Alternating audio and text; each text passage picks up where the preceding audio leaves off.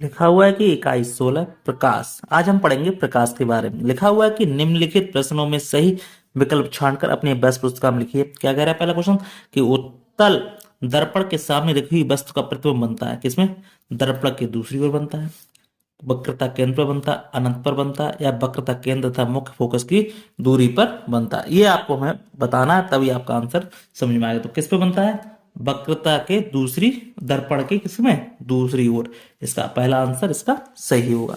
फिर next question हमसे कह रहा है कि उत्तल दर्पण के आभासी सीधा व बड़ा प्रतिबिंब प्राप्त करने के लिए वस्तु की स्थिति होगी किस? मुख्य फोकस दूरी तथा वक्रता केंद्र के बीच, वक्रता केंद्र पर, वक्रता केंद्र के बाहर, या दर्पण के ध्रुव तथा मुख्य फोकस दूरी के बीच। किस पे होगी? इसी पे, दर्पण के ध्रुव का मुख्य फोकस के बीच होगी। फिर क्या करें? नेक्स्ट क्वेश्चन कह रहा है कि एक दर्पण के सामने खड़ा होने पर आपका दर्पण में प्रतिबिंब हमेशा सीधा प्रतीत होता है। दर्पण होगा कैसा होगा? समतल होगा, उत्तल होगा, अवतल होगा, समतल या उत्तल होगा। कौन सा होगा हमारा? हमारा कौन सा दर्पण होगा इसका? तो हमारा कैसा होगा? समतल या उत्तल। तो क्या होगा? समतल या उत्तल। तो इसको टिक लगा देंगे। फिर क्या कह रहा है नेक्स्ट क्वेश्चन से? कह रहा है कि दूर स्थित किसी ऊंची इमारत की संपूर्ण ऊंचाई जिस दर्पण में देखी जा सकती है वह दर्पण है हमारा कैसा है? अवतल है, उत्तल है, समतल है, समतल तथा अवतल दर्पण है। कौन सा हमारा? समतल दर्पण। फिर क्या कह रहा है हमसे कि टार्च, सर्च लाइट तथा वाहनों के हेडलाइट के लिए बल्ब की स्थिति होगी कैसी होगी? दर्पण या दर्पण क्या करे? परावर्तन दर्पण के ध्रुव फोकस के बीच, परावर्तक के फोकस के अति निकट, या परावर्तक के फोकस तथा वक्रता केंद्र के बीच, या परावर्तक के वक्रता के केंद्र पर। कौन सी होगी? परावर्तक क्या होगा? परावर्तक के फोकस के क्या होगी? अति निकट। तो ये इसका क्या हो जाएगा? इसका आंसर हो जाएगा 12 नंबर। ठीक, इस तरह से इसके आंसर हो जाते हैं। कोई डाउट हो तो कमेंट बॉक्स में कमेंट करके हमसे पूछ सकते हैं। कोई भी समस्या आ रही हो इन सवालों में तो हमसे संपर्क कर सकते हैं। ठीक है, चलिए नेक्स्ट क्वेश्चन देख लेते हैं। नेक्स्ट क्वेश्चन हमसे क्या कह रहा है? कह रहा है क्या? कह रहा है रिक्त स्थानों की हमें पूर्ति करनी। क्या कह रहा है? समतल द्वारा बना प्रतिबिंब, समतल द्वारा बना प्रतिबिंब कैसा होता है हमारा? आभासी होता है। कैसा होता है? आभासी होता है। फिर क्या कह रहा है? जो प्रतिबिंब सीधा बनता है उसकी आकृति कैसी बनेगी? जो प्रतिबिंब क्या होता है? सीधा होता है, क्या होता है? तो उसकी आकृति कैसी बनेगी? उसकी आकृति कैसी होगी? आभासी होती है। उसकी ऐसे लिख दो, उसकी आकृति कैसी होती? आभासी, आभासी होती है। फिर क्या कह रहा है? यदि आपतन कोण का मान, सीधी बात है, आपतन कोण का मान 60 अंश हो तो परावर्तन कोण का मान भी क्या होगा? वो भी कितना होगा? 60 अंश का होगा। ठीक है, तो दर्पण के ध्रुव तथा वक्रता केंद्र के बीच की दूरी क्या कहलाती? फोकस दूरी। क्या कहलाती? फोकस दूरी, फोकस दूरी कहलाती है। इस तरह इसका आंसर हो गया। फिर क्या कह रहा है नीचे? कह रहा है कि निम्नलिखित के स्तंभ का कथनों में, स्तंभ खा के कथनों से सुलोमित कीजिए। मिलान कीजिए। सुलोमित का मतलब क्या है? सुमेलित का मतलब क्या होता है? मिलान करना। स्तंभ का दिया, खा दिया। फिर क्या कह रहा है? उत्तल दर्पण क्या होता है हमारा? आभासी तथा छोटा प्रतिबिंब होता है। समतल दर्पण क्या होता है हमारा? समतल दर्पण क्या होता है? वास्तविक तथा आभासी प्रतिबिंब होता है। अवतल दर्पण होता है हमारा कैसा होता है? आभासी तथा कैसा होता है? आभासी तथा वस्तु के बराबर प्रतिबिंब होता है। दर्पण हमारा कैसा होगा? अपारदर्शी होगा, तो आर पार दिखेगा नहीं। कांच कैसा होगा हमारा? पारदर्शी होगा, उसमें आर पार देखा जा सकता है। ठीक, अब क्या कह रहा है नेक्स्ट क्वेश्चन? क्या कह रहा है हमसे? कह रहा है कि निम्नलिखित कथनों में सही कथन पर सही का, गलत कथन पर गलत का चिन्ह लगाइए। क्या कह रहा है पहला क्वेश्चन? कि आपतित किरण, परावर्तित किरण तथा अवलंब एक तल में नहीं होते। ये बात कैसी हमारी? गलत है। परावर्तन के नियम से आपतन कोण परावर्तन कोण के बराबर होता है। ये बात बिल्कुल सत्य है। परावर्तन का नियम सभी प्रकार के दर्पणों के लिए लागू होता है। ये बात बिल्कुल गलत है। समतल दर्पण तथा द्वारा बने प्रतिबिंब के पर्दे पर लिया जा सकता है। ये बात भी बिल्कुल गलत है। फिर क्या करें? अवतल दर्पण से कभी आभासी प्रतिबिंब नहीं बनता। ये भी बात बिल्कुल गलत है क्योंकि नहीं लगा हुआ है। तो इस तरह से हमारे क्या हो गए? ये आंसर हो गए। चलिए नेक्स्ट क्वेश्चन हम देख लेते हैं। नेक्स्ट क्वेश्चन हमसे क्या कह रहा है?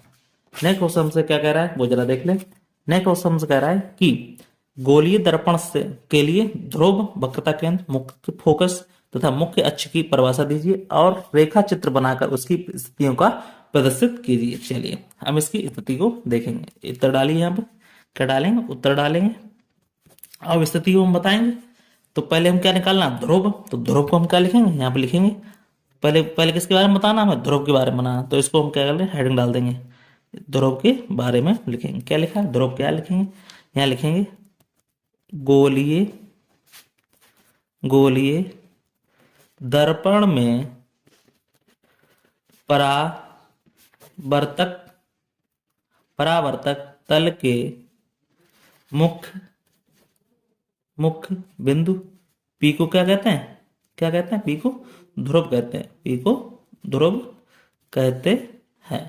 अब जरा हम इसका चित्र बना लें, ये चित्र से ही मैं सही पता लग गया। देखो कैसे कहते हैं, जरा देखो यहाँ पे, ठीक, ये हमारा बन रहा है, यहाँ पे क्या पी क्या हो जाएगा हमारा, इसका ध्रुव हो जाएगा, ठीक। अब यहाँ पे क्या हो जाएगी, देखो सी हो जाएगा, सी हमारा क्या हो जाएगा, इसका केंद्र हो जाएगा।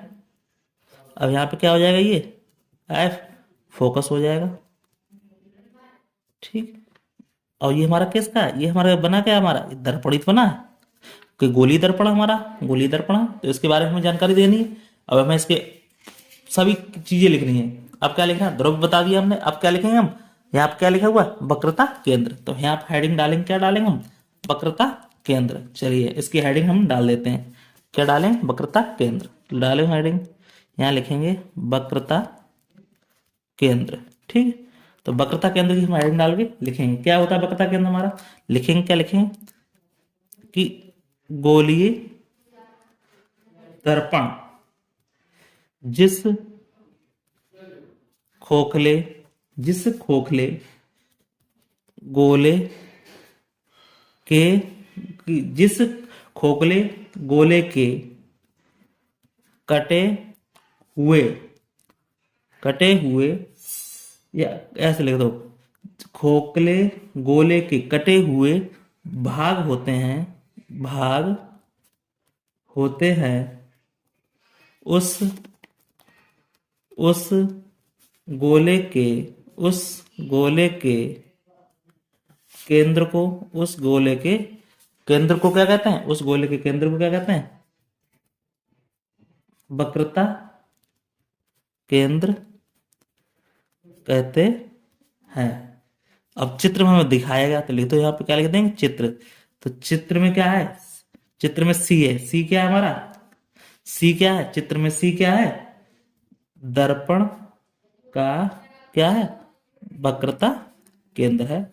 सी क्या है हमारा, वक्रता केंद्र है। इस तरह इसका आंसर हो गया।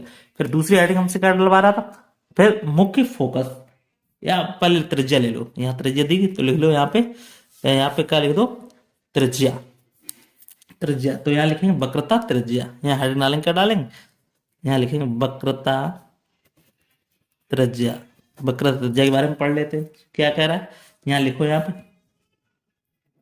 दर्पण के, दर्पण के ध्रुव से, दर्पण के ध्रुव से वक्रता केंद्र की, वक्रता केंद्र की दूरी को, दूरी को, दूरी को गोलीय, गोलीय दर्पण की, दर्पण की वक्रता, गोलीय दर्पण की वक्रता त्रिज्या, वक्रता त्रिज्या कहते हैं, वक्रता त्रिज्या कहते हैं। इसे आर से, आर से प्रदर्शित, आर से प्रदर्शित करते हैं। अब चित्र में हमारा दिया गया है, तो चित्र में देखेंगे, क्या लिखेंगे, लिख देंगे, आप क्या लिख देंगे, चित्र में क्या दिया गया हमारा, देखो चित्र में हमारा क्या दिया गया, सी और पी, सी और पी। तो सी और पी जी क्या है हमारा, दर्पण, दर्पण की क्या है, वक्रता त्रिज्या, दर्पण की क्या है, वक्रता त्रिज्या है, वक्रता त्रिज्या है, ठीक। इस तरह इसका आंसर हो गया। फिर नेक्स्ट, नेक्स्ट डाल लेते हैं, क्या होती है मुख्य फोकस, तो लिखेंगे यहाँ पे हेडिंग डालेंगे मुख्य फोकस। अब मुख्य फोकस के बारे में बात कर लेते हैं। मुख्य फोकस हमारा क्या कहलाता है, देखो यहाँ लिखेंगे मुख्य अक्ष के, मुख्य अक्ष के, मुख्य अक्ष के समांतर दर्पण पर दर्पण पर आपतित किरणें किरणें परावर्तन के बाद बाद मुख्य मुख्य अक्ष को अक्ष को मुख्य अक्ष को जिस बिंदु पर काटती हैं अवतल अवतल दर्पण में या लिखेंगे यहाँ पे पीछे बढ़ाए जाने पर मुख्य अक्ष पर क्या करती हैं, मिलती है। मुख्य अक्ष पर मिलती हैं। किसमें? उत्तल दर्पण में। ठीक, तो लिखेंगे उस बिंदु को क्या कहते हैं? उस बिंदु को गोलीय दर्पण का मुख्य फोकस कहते हैं। ठीक, इस तरह से इसका आंसर हो गया। चलिए, मुख्य फोकस के बाद हम क्या डालेंगे? हम लिखेंगे लास्ट हेडिंग क्या लिखेंगे? मुख्य अक्ष। चलिए लिख लेंगे यहाँ पे मुख्य अक्ष के बारे में पता कर लेते हैं। देखिए मुख्य अक्ष क्या होता है हमारा, देखो तो लिखेंगे मुख्य अक्ष क्या होता है। यहाँ लिखेंगे दर्पण के ध्रुव और वक्रता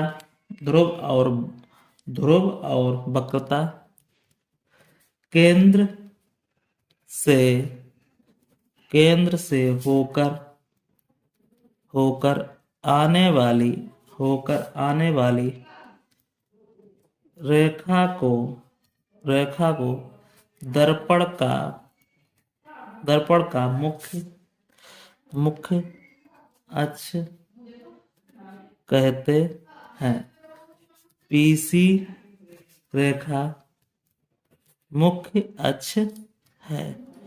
पीसी रेखा जो हमारी क्या है, पी और सी रेखा क्या है, मुख्य अक्ष है। ठीक, इस तरह इसका आंसर हो गया।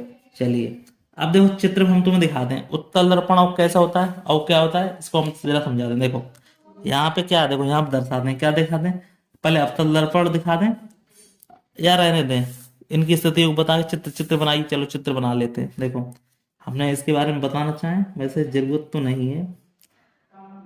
देखो कैसे करना है जरा देखो, यहाँ पे ये चित्र है, देखो यहाँ पे ऐसे समझ लो, ये लिख लो यहाँ पे अवतल दर्पण का फोकस।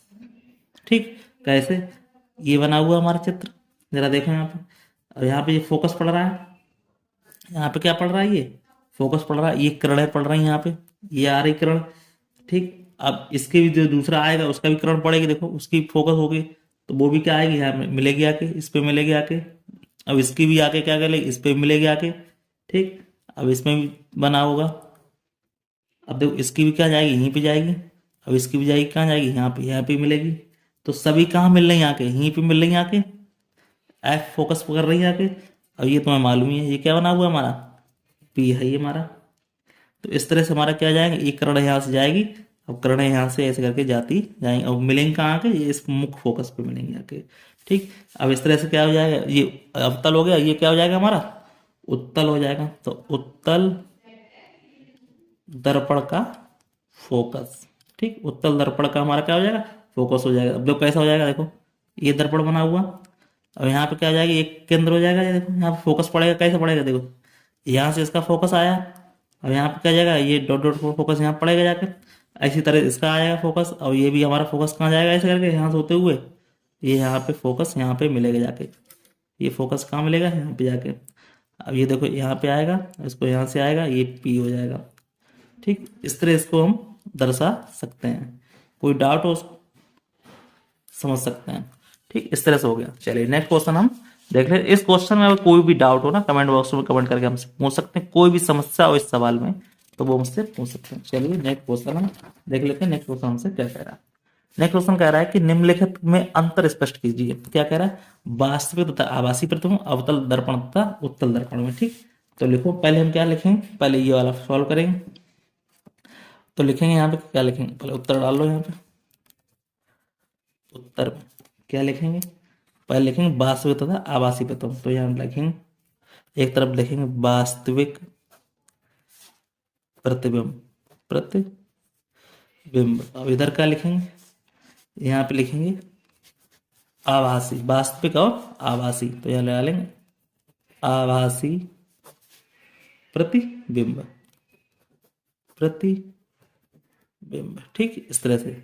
अब यहाँ पे पॉइंट में जाएगा तो जल्दी समझ में आएगा। तो लिखेंगे, क्या लिखेंगे, पहला नंबर ये हो जाएगा, क्या हो जाएगा, यह पर्दे पर प्राप्त किया जाता है। ठीक, अब इसमें क्या होता है, इसे पर्दे पर प्राप्त नहीं किया जा सकता। ठीक, इस तरह इसका आंसर हो। चलिए दूसरा पॉइंट क्या बन सकता है हमारा इसी में, यह सदैव उल्टा बनता है। ठीक, ये कैसा बनता है, उल्टा बनता है। इसमें क्या हो जाएगा, यह सदैव कैसा बनता है, सीधा बनता है। यह सदैव कैसा बनता है, सीधा बनता है। ठीक, नंबर 3 पॉइंट क्या हो जाएगा, ये हमारा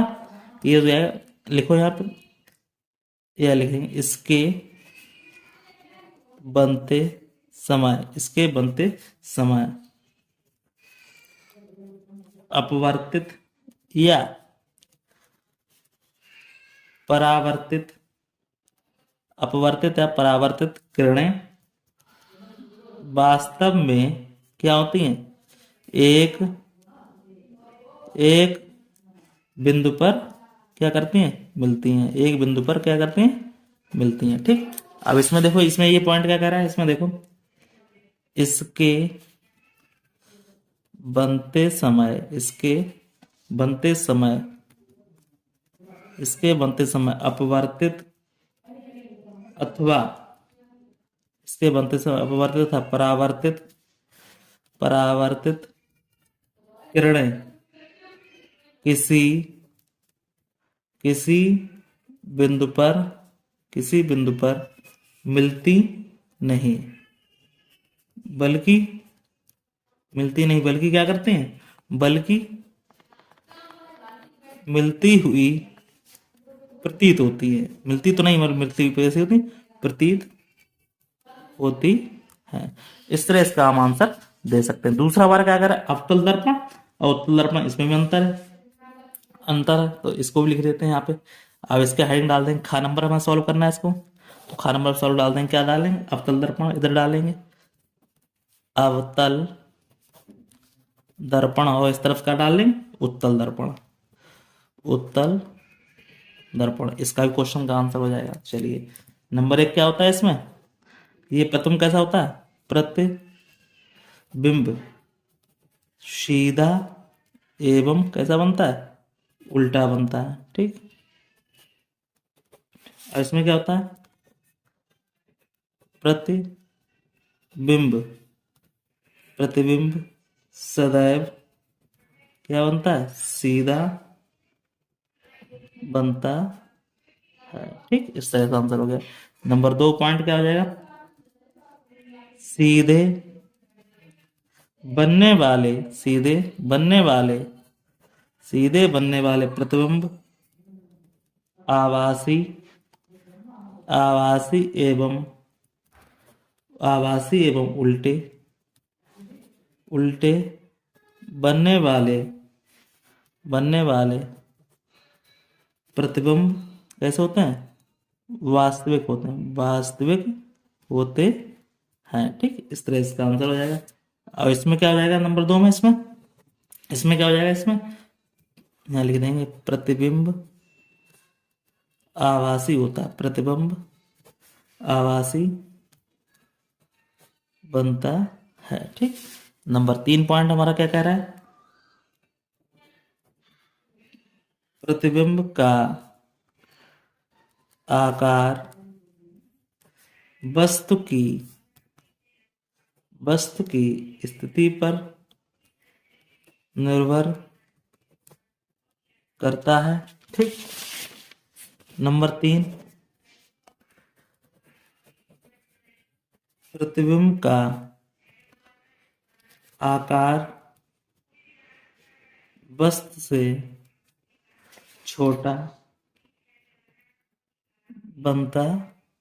ठीक, इस तरह से इसका हम आंसर दे सकते हैं। कोई भी डाउट हो कमेंट बॉक्स में कमेंट करके हमसे पूछ सकते हैं। कोई भी समस्या होनी तो नहीं चाहिए, और फिर होगी तो उसको हम देख लेंगे। चलिए नेक्स्ट क्वेश्चन हम देख लेते हैं। नेक्स्ट क्वेश्चन हमसे क्या कह रहा है? नेक्स्ट क्वेश्चन हमसे क्या कह रहा है, देखो जरा। नेक्स्ट क्वेश्चन हमसे कह रहा है कि समांतर प्रकाश की किरण, आभासी प्रकाश किरण तथा अपसारी प्रकाश किरण पुंज का सचित्र हमें वर्णन करना है। ठीक, इसका हमें आंसर देना है। तो लिखेंगे हम, पहले हेडिंग डालेंगे, किसका पूछा? समांतर का। तो यहाँ लिखेंगे समांतर प्रकाश किरण। तो यहाँ पे उत्तर डालो, पहले यहाँ पे उत्तर डालेंगे और हम क्या लिखेंगे यहाँ पे? समांतर। आ नंबर डाल लो इस करके, आ समांतर प्रकाश किरण। ठीक, क्या हो गया होता है? तो लिखेंगे जिस प्रकाश किरण पुंज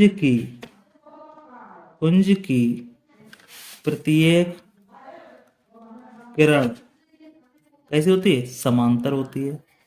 समांतर होती है।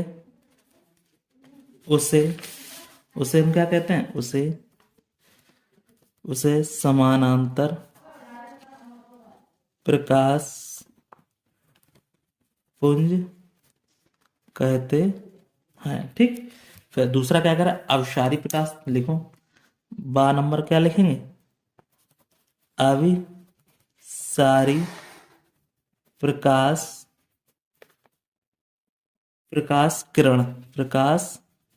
किरण। ठीक, अब इसके बारे में लिख लें। क्या लिखेंगे इसके बारे में? लिखेंगे जिस प्रकाश किरण पुंज की प्रत्येक किरण किसी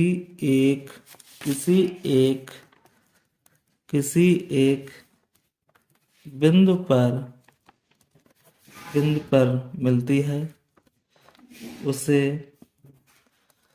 अविसारी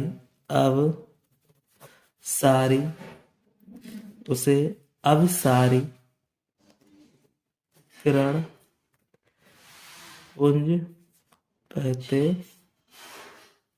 ठीक, इस तरह से इसका आंसर हो गया। फिर तीसरा क्या कर रहा है? तीसरा इस पे लिख दो, अपसारी भी लिख दो। तो सा नंबर डाल दो इस पे और इस पे लिख दो अपसारी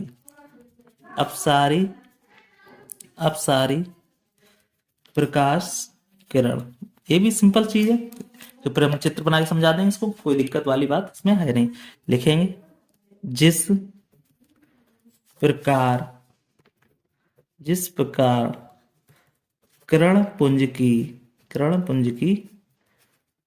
प्रत्येक किरण किसी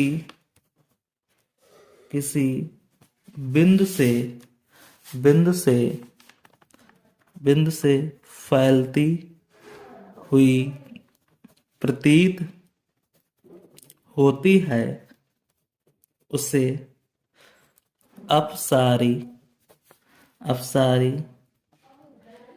प्रकाश किरण पुंज कहते हैं। ठीक, इस तरह इसका हम हो गया। अब इसको हम बता देते, देखो आ नंबर डाला था, समांतर किरण कैसी होगी तो इसका चित्र बता देते। देखो समांतर किरण कैसे ऐसी होगी, समांतर जा रही है रेखा हमारी। ठीक है, इसके सीधी रेखा में जा रही है। जिस चित्र किसका हो गया, आ नंबर का हो गया, तो आ डाल देंगे यहाँ पे ऐसे करके। अब दूसरा क्या करें, अभिसारी, तो बा नंबर डाल देंगे, बा नंबर पे है ये, तो बा नंबर हम डाल देंगे यहाँ पे। देखो बिंदु होगा, उद्गम केंद्र होगा यहाँ पे, तो यहाँ से ऐसी किरण जा रही है, ऐसी ऐसी ऐसी ऐसी और ऐसी। तो ये बा नंबर का वाली चीज हो गई, ठीक है। तो किरण हमारी जा रही है, ठीक है। तो किरण हमारे से ऐसे आ रही है, ठीक है। अब इसमें आ जा, यहाँ पे कोई केंद्र होगा ओ। अब क्या करें, अपसारी हो रही है, तो देखो यहाँ से ऐसे जा रही है, एक ऐसी जा रही है, एक ऐसी जा रही है, एक ऐसी जा रही है और एक ऐसी जा रही है। तो ये केंद्र का ये क्या जा रही है, ये हमारी जा रही है। तो ये हमारा क्या हो जाएगा यहाँ पे, तो ये क्या हो जाएगा, सा नंबर का चित्र हो गया। ये सा नंबर का चित्र हो गया। देखो ये आ नंबर का चित्र हो गया, ये बा नंबर का चित्र हो गया, और ये सा नंबर का ये अपसारी वाले का चित्र हो गया। कोई डाउट हो उसको कमेंट बॉक्स में हमसे कमेंट करके पूछ सकते हैं। चलिए नेक्स्ट क्वेश्चन देख लेते हैं। कह रहा है कि अवतल दर्पण का फोकस वास्तविक जबकि उत्तल दर्पण का फोकस काल्पनिक स्पष्ट कीजिए। ठीक है, तो उत्तर डालेंगे यहाँ पे, इसके बारे में हम लिख दे रहे हैं। क्या लिखेंगे, जब दर्पण के पीछे किरणें किरणें उत्पन्न उत्पन्न होती हैं तो उन्हें बिंदीदार बिंदीदार रेखाओं का उपयोग करके संकेत दिया जाता है। इसका मतलब है कि वे कैसी है भाई, काल्पनिक है। वे कैसी है भाई, सीधी बात बिंदु से होगा, काल्पनिक या कैसी, आभासी है। ठीक, इसलिए अवतल दर्पण का फोकस जो कैसा होता है, अवतल दर्पण का फोकस कैसा होता है, वास्तविक होता है, वास्तविक है। ठीक, जबकि उत्तल दर्पण का फोकस कैसा है, उत्तल दर्पण का फोकस कैसा है, काल्पनिक है। ठीक, इस तरह से हम इसका आंसर दे सकते हैं। कोई भी डाउट हो उसको कमेंट बॉक्स में कमेंट करके हमसे पूछ सकते हैं। चलिए अब करेंगे नेक्स्ट क्वेश्चन, हमारा क्या कह रहा है। नेक्स्ट क्वेश्चन हमसे क्या कह रहा है उसके बारे में हम जान लेते हैं। देखो बहुत ही सिंपल क्वेश्चन है, जरा करेंगे तो उसको ज्यादा समझ में आएगा। कह रहा है कि किसी उत्तल दर्पण के ध्रुव तथा फोकस दूरी के बीच रखी गई वस्तु का दर्पण द्वारा बने प्रतिबिंब को प्रदर्शित करने के लिए आवश्यक किरण आरेख बनाइए। बहुत ही सिंपल क्वेश्चन है। चलिए किरण आरेख बना देंगे। ठीक, और किरण आरेख बना देंगे तो उसके बारे में समझ लेंगे। ठीक, चलिए कैसे बनाना है जरा देखो। यहाँ कोई प्रतिबिंब होगा हमारा, कोई भी हमारा क्या होगा, प्रतिबिंब बनेगा। ठीक है, अब इसमें क्या होगा, केंद्र होगा, फोकस दूरी होगी, तो यहाँ पे क्या हो जाएगा, एक केंद्र होगा। ठीक, अब फिर केंद्र से जो हमारी क्या एक रेखा जा रही है, यहाँ से क्या आ जाएगा, एक कोई रेखा जाएगी भाई, सीधी बात है, एक रेखा तो हमारी जानी है। ठीक, तो यहाँ पे इसको बढ़ा लेते हैं, तो यहाँ से कोई एक रेखा जाएगी। ठीक है, केंद्र से होते हुए। ठीक, अब एक फोकस से जाएगी भाई, सीधी बात है, कोई फोकस यहाँ पे लिखा हुआ है, तो फोकस से एक आई होते हुए। ठीक, फोकस से यहाँ से निकलती हुई आएगी, एक रेखा आएगी, तो ये सी ए के अंदर ये एफ है, फोकस है। अब यहाँ से क्या जाएगी आगे तक, ए पे मिलेगी। अब यहाँ पे ये क्या हो जाएगा, ये हमारा क्या हो जाएगा, यहाँ पे ये हमारा क्या हो गया, ये पी बिंदु हो गया। अब जो रेखा है वो यहाँ पे काट रही है, तो इसको यहाँ से ये क्या हो गया, ये बी हो गया।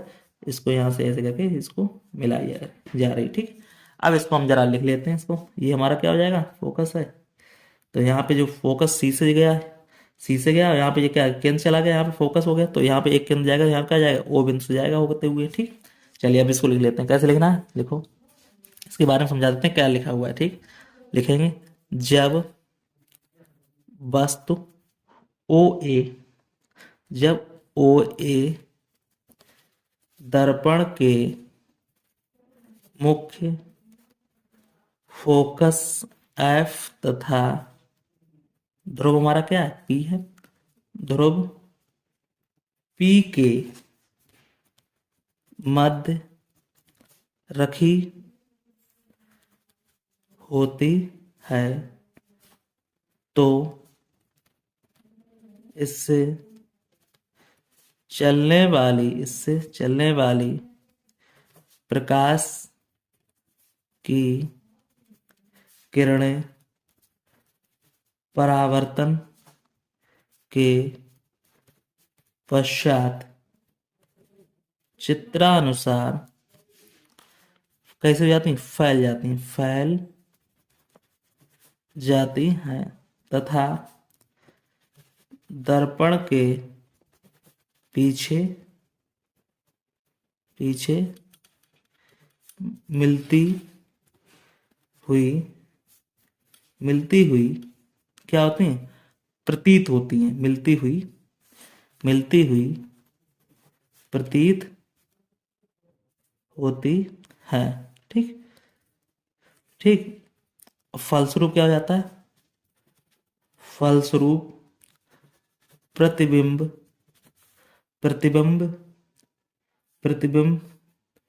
बी आई, प्रतिबिंब बी आई, लिख दें बी आई, दर्पण के पीछे बनता है। यह प्रतिबिंब सीधा आभासी तथा वस्तु से कैसा होता है, बड़ा बनता है। ठीक, इस तरह इसका आंसर हो गया। कोई डाउट हो तो कमेंट बॉक्स में कमेंट करके हमसे पूछ सकते हैं। ठीक, चलिए नेक्स्ट क्वेश्चन क्या कह रहा है हमसे, कह रहा है कि किसी दर्पण में, समतल दर्पण में कोई प्रकाश किरण लंबवत आपतित होती है तो प्रकाश किरण के चित्र के द्वारा, देखो सीधी बात है, कोई हमारा समतल दर्पण होगा। ठीक, ये हमारा क्या है, समतल दर्पण। तो ये पी बिंदु है, ये क्यू बिंदु है, और यहाँ पे कोई बिंदु हमारा क्या है, ओ बिंदु है। और यहाँ पे देखो सीधी बात है, अब ये हमारा कैसा है, समतल दर्पण है। जब समतल दर्पण होगा तो फोकस क्या जाएगा, ऊपर जाएगा। अब वो परावर्तित होकर कहाँ जाएगा, नीचे आ जाएगा। सीधी बात है, किसी समतल दर्पण का क्या प्रकाश का लंबवत पड़ेगा, लंबवत मतलब सीधे 90 डिग्री पड़ेगा, तो उसमें परावर्तन होकर क्या करेगा, वही किरण वापस हमारी लौट आएगी। ठीक, इसमें इतना था बस आंसर इसका। चलिए नेक्स्ट क्वेश्चन क्या कह रहा है, नेक्स्ट क्वेश्चन हमसे क्या कह रहा है, अब उसके बारे में हम जान लेते हैं। ठीक है, अब नेक्स्ट क्वेश्चन हमसे क्या कह रहा है, गुजरात में कह रहा है निम्नलिखित के उत्तर दीजिए। क्या कह रहा है उत्तर, कह रहा है कि उस दर्पण का नाम लिखिए जिससे वस्तु के आकार का आभासी प्रतिबिंब बनता है। क्या आभासी क्या बनता है, प्रतिबिंब बनता है। क्या होगा इसका उत्तर, इसका उत्तर होगा क्या होगा, अवतल दर्पण। ठीक, इस तरह इसका आंसर दे देंगे। चलिए नेक्स्ट क्वेश्चन हम देख लेते हैं, नेक्स्ट क्वेश्चन हमारा क्या कह रहा है। ठीक, नेक्स्ट क्वेश्चन क्या कह रहा है हमारा, कह रहा है कि उत्तल दर्पण, क्या कह रहा है, उत्तल दर्पण के मुख्य फोकस की परिभाषाएं लिखिए। उत्तल दर्पण की मुख्य परिभाषाएं। ठीक है, चलिए उत्तर हम लिख लेते हैं, इसका आंसर उत्तर डाल के यहाँ पे आंसर लिख लेते हैं। क्या लिखेंगे, लिखेंगे उत्तल दर्पण को मुख्य अक्ष पर बिंदु के रूप में परिभाषित किया जाता है। वहाँ प्रतिबिंब के बाद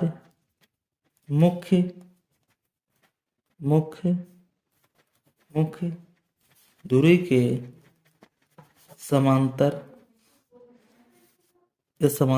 यात्रा वाली किरणें मिलती हैं। ठीक, इससे इसका आंसर हो जाएगा। चलिए नेक्स्ट क्वेश्चन हमसे देख लेते हैं, क्या कह रहा है कि अगर स्ट्रीट लाइट में प्रयोग की जाने वाली दर्पण का नाम लिखिए। सीधी स्ट्रीट लाइट देखी हुई रोड पे जो लगी होती है। ठीक, तो उसमें कौन सा लिखा होता है, उत्तर डाल के लिख देंगे इसमें कौन सी होती है, उसमें कौन सा लैंप लगा होता है, उसमें जो लेंस लगा होता है कौन सा लगा था, उत्तल दर्पण। उसमें कौन सा लगा था, उत्तल दर्पण। फिर क्या कह रहा है नेक्स्ट, कह रहा है कि दर्पण के पृष्ठभाग पर दर्पण के पृष्ठभाग पर चांदी की कली की जाती क्यों? जरा इसको आंसर लिख लेते हैं आप। देखो उत्तर डालो यहाँ पे, इसका आंसर लिख लेते हैं। क्या कह रहा है हमसे कि उत्तर लिखो यहाँ पे, कैसे लिखेंगे जरा समझो। दर्पण के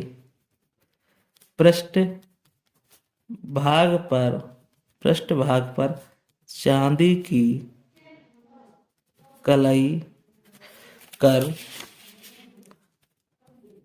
देने पर अंदर की सतह चमकीली दिखाई देने लगती है। प्रकाश का परावर्तन इसी अंदर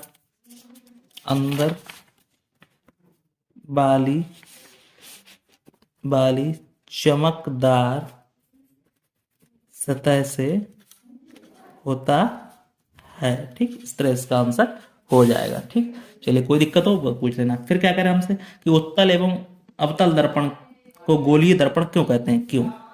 तो इसका भी उत्तर लिख लो भाई, सीधी बात है। उत्तर लिखो, उत्तर डाल के यहाँ पे उत्तर हम लिख लेंगे। क्या कह रहा है उत्तर, देखो हमसे क्या कह रहा है वही बात लिख लेते हैं, लिखेंगे गोलीय दर्पण वैसा दर्पण होता है जिसकी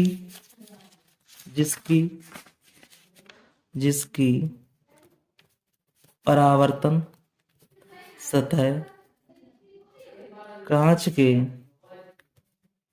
के खोखले गोले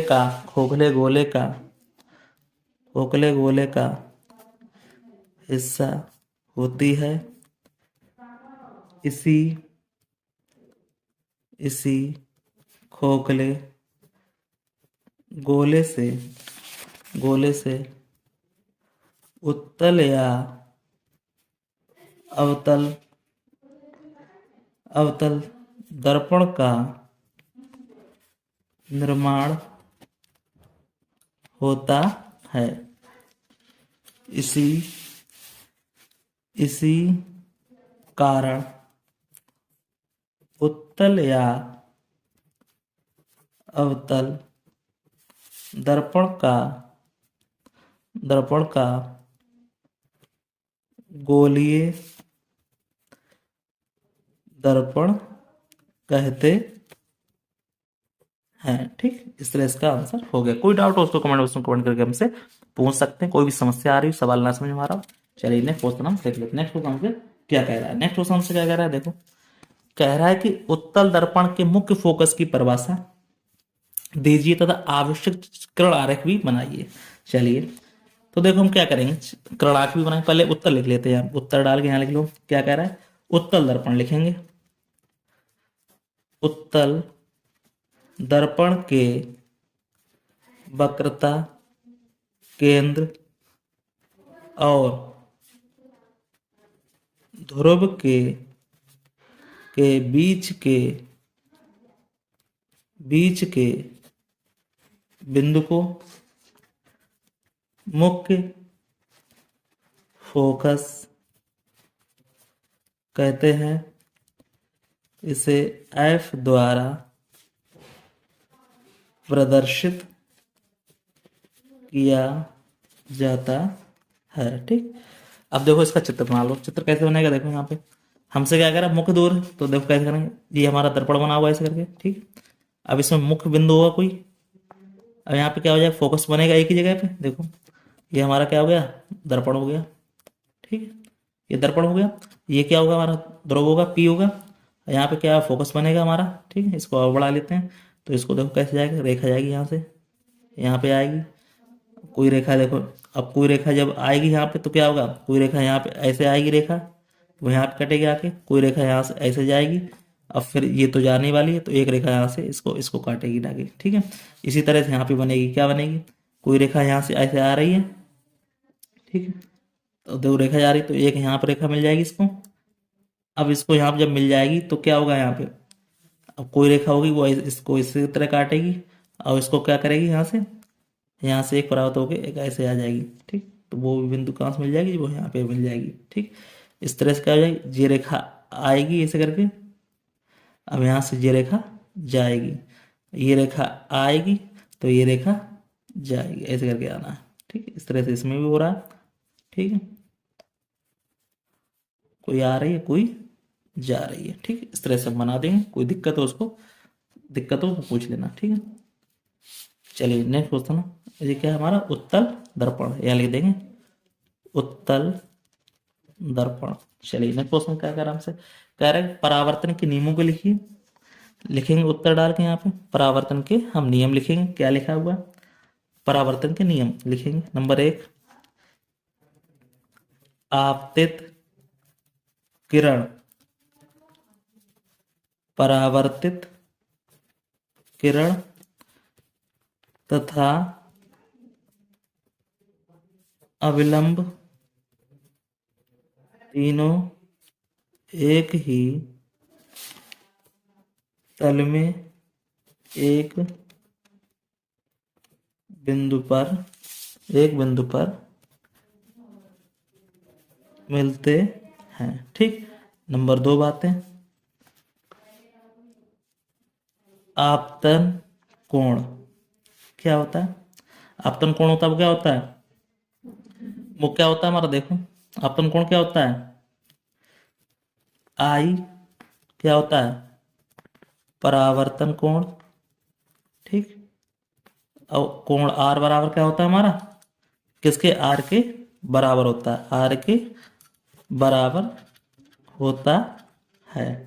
तो क्या हो जाएगा क्वेश्चन, हमारा आंसर क्या हो जाएगा, देखो तो लिख देंगे आई बराबर कोण आर के होता है। ठीक, चित्र बना देते हैं, चित्र जल्दी समझ में आ जाएगा। ठीक, ये हमारा सेंटर है, सी है, ये फोकस बिंदु है, और ये हमारा पी है। ठीक, और यहाँ से क्या आ रहा है, रेखा आ रही है और ये जा रही है। ठीक, तो हमें पता चल गया आई बराबर किसके होता है, आर के बराबर होता है। चलिए इसमें कोई डाउट उसको पूछ लेना। नेक्स्ट क्वेश्चन हमसे क्या कह रहा है कि पार्श्व परिवर्तन क्या है, समतल दर्पण से बने प्रतिबिंब का पार्श्व परिवर्तन दर्शाइए। लिखो यहाँ पर, उत्तर डालेंगे, इसके बारे में लिखेंगे जब आप समतल दर्पण के सामने खड़े होकर अपना दायां हाथ हिलाते हैं तो ऐसे लोगों तो आपको